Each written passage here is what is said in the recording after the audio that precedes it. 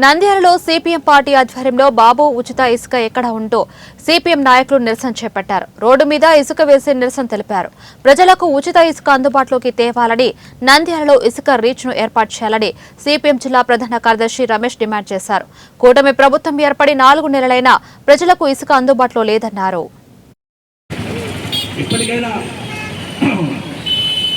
వరదలు వచ్చినాయి. ఎక్కువగా ఈరోజు డబ్బు వసూలు చేస్తున్నటువంటి ఈ ప్రభుత్వ విధానాలను తీవ్రంగా సిపిఎం పార్టీకి మనం తీవ్రంగా వ్యతిరేకిస్తూ ఉంటాం.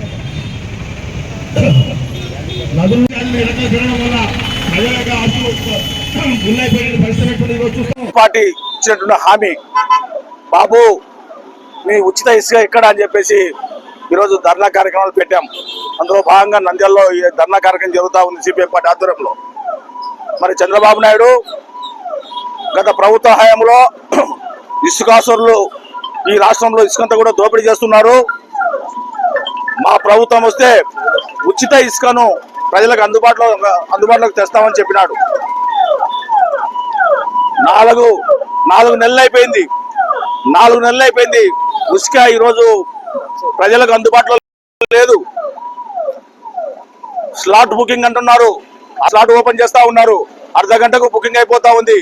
ఇది ప్రజలకు అందుబాటులో లేదు. మధ్యలో దళారులు ఆ రకంగా తండుకుపోయి అధిక రేటుకు ఆ రకంగా ప్రజలకు అందించే పరిస్థితి రోజు ఏర్పడతా ఉంది. ఆర్లగడ్డలో 6 లక్షల మెట్రిక్ టన్నుల ఇసుక మార్కెట్ యార్డ్ ఇసుకను అర్ధరాత్రికే మాయమైపోయింది. ఎట్లమైందో అర్థం కావడం లేదు సంబంధించి.